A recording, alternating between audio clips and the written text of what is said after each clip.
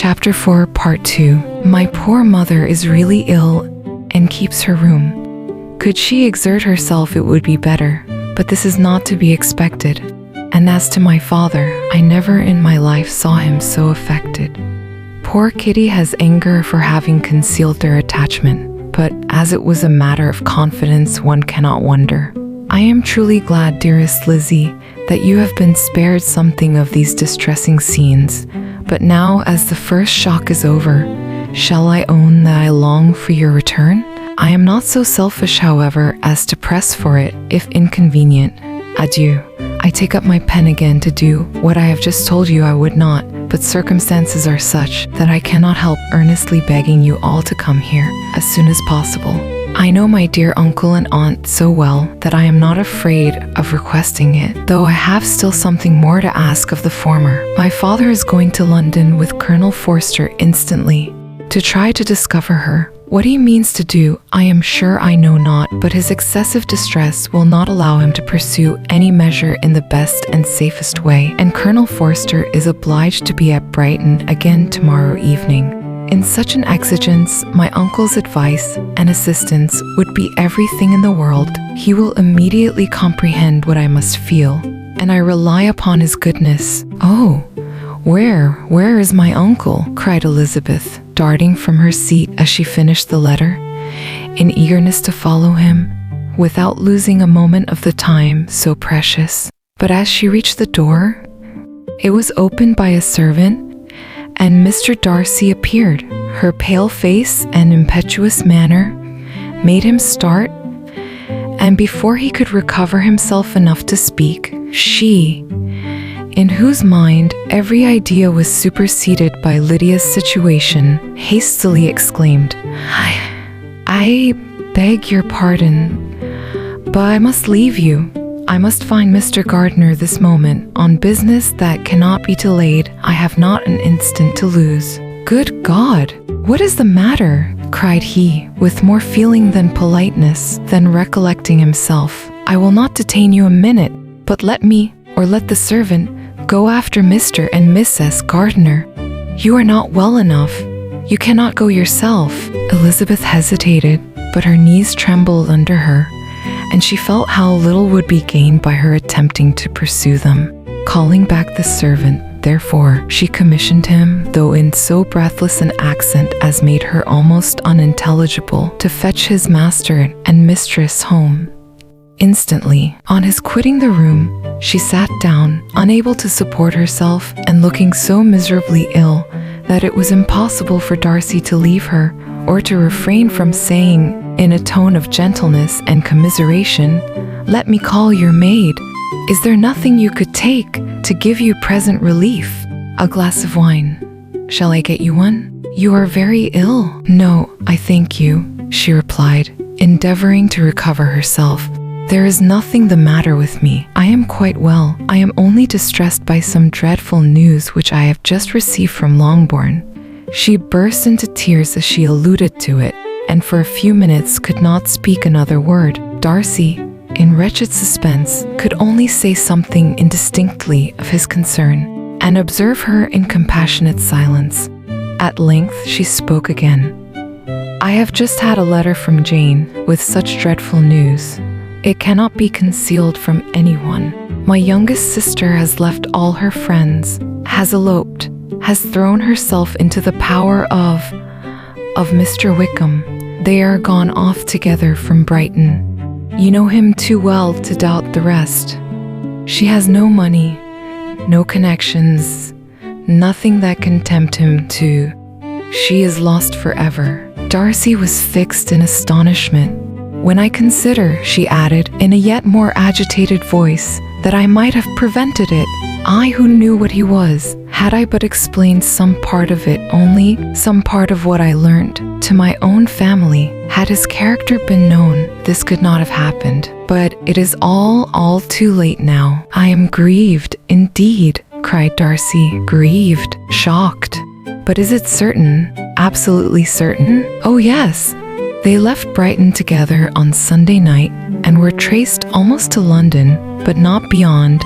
They are certainly not gone to Scotland. And what has been done, what has been attempted to recover her. My father is gone to London, and Jane has written to beg my uncle's immediate assistance, and we shall be off, I hope, in half an hour.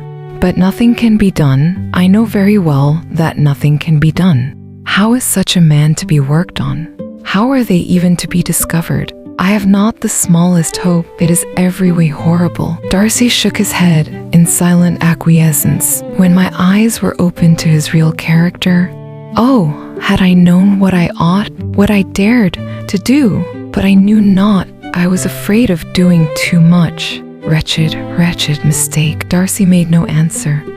He seemed scarcely to hear her, and was walking up and down the room in earnest meditation, his brow contracted, his air gloomy. Elizabeth soon observed and instantly understood it. Her power was sinking. Everything must sink under such a proof of family weakness, such an assurance of the deepest disgrace. She could neither wonder nor condemn, but the belief of his self-conquest brought nothing consolatory to her bosom, afforded no palliation of her distress. It was, on the contrary, exactly calculated to make her understand her own wishes, and never had she so honestly felt that she could have loved him, as now, when all love must be vain. But self, though it would intrude, could not engross her. Lydia, the humiliation, the misery she was bringing on them all, soon swallowed up every private care, and covering her face with her handkerchief, Elizabeth was soon lost to everything else, and, after a pause of several minutes, was only recalled to a sense of her situation by the voice of her companion, who, in a manner which, though it spoke compassion, spoke likewise restraint, said, "I am afraid you have been long desiring my absence, nor have I anything to plead in excuse of my stay, but real, though unavailing, concern. Would to heaven that anything could be either said or done on my part that might offer consolation to such distress. But I will not torment you with vain wishes, which may seem purposely to ask for your thanks. This unfortunate affair will, I fear, prevent my sister's having the pleasure of seeing you at Pemberley today. Oh, yes.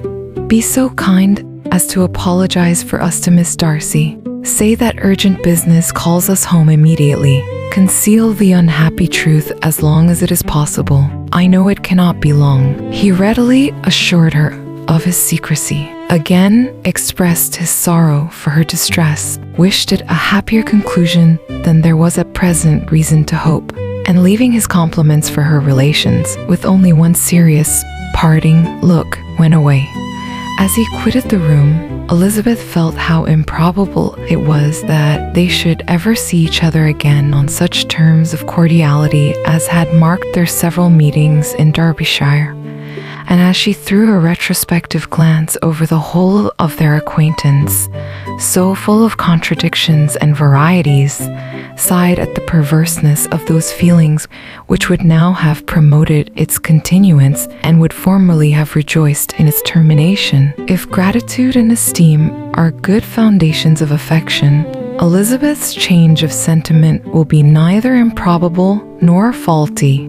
But if otherwise, if the regard springing from such sources is unreasonable or unnatural, in comparison of what is so often described as arising on a first interview with its object, and even before two words have been exchanged, nothing can be said in her defense, except that she had given somewhat of a trial to the latter method in her partiality for Wickham, and that its ill success might perhaps authorize her to seek the other less interesting mode of attachment.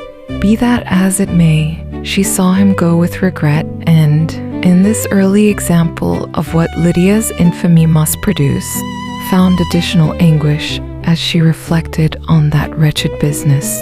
Never, since reading Jane's second letter, had she entertained a hope of Wickham's meaning to marry her.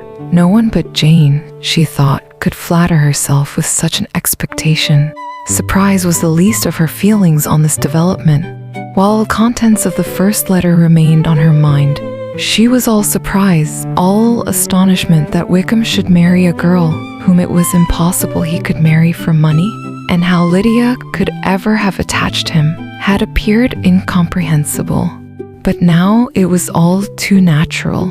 For such an attachment as this, she might have sufficient charms, and though she did not suppose Lydia to be deliberately engaging in an elopement without the intention of marriage, she had no difficulty in believing that neither her virtue nor her understanding would preserve her from falling an easy prey. She had never perceived, while the regiment was in Hertfordshire, that Lydia had any partiality for him, but she was convinced that Lydia had wanted only encouragement to attach herself to anybody. Sometimes one officer, sometimes another had been her favorite, as their attentions raised them in her opinion. Her affections had been continually fluctuating, but never without an object. The mischief of neglect and mistaken indulgence towards such a girl. Oh, how acutely did she now feel it. She was wild to be at home, to hear, to see, to be upon the spot, to share with Jane in the cares that must now fall wholly upon her. In a family so deranged, a father absent, a mother incapable of exertion and requiring constant attendance, and though almost persuaded that nothing could be done for Lydia, her uncle's interference seemed of the utmost importance, and till he entered the room, the misery of her impatience was severe. Mr. and Mrs. Gardiner had hurried back in alarm, supposing by the servant's account that their niece was taken suddenly ill, but satisfying them instantly on that head, she eagerly communicated the cause of their summons, reading the 2 letters aloud and dwelling on the postscript of the last with trembling energy. Though Lydia had never been a favorite with them, Mr. and Mrs. Gardiner could not but be deeply affected. Not Lydia only, but all were concerned in it, and after the first exclamations of surprise and horror, Mr. Gardiner readily promised every assistance in his power. Elizabeth, though expecting no less, thanked him with tears of gratitude, and all 3 being actuated by one spirit, everything relating to their journey was speedily settled. They were to be off as soon as possible. "But what is to be done about Pemberley?" cried Mrs. Gardiner. "John told us Mr. Darcy was here when you sent for us. Was it so?" "Yes, and I told him we should not be able to keep our engagement. That is all settled. That is all settled," repeated the other, as she ran into her room to prepare. "And are they upon such terms as for her to disclose the real truth?" "Oh, that I knew how it was," but wishes were vain, or at best could serve only to amuse her in the hurry and confusion of the following hour. Had Elizabeth been at leisure to be idle, she would have remained certain that all employment was impossible to one so wretched as herself. But she had her share of business as well as her aunt, and amongst the rest, there were notes to be written to all their friends in Lambton, with false excuses for their sudden departure.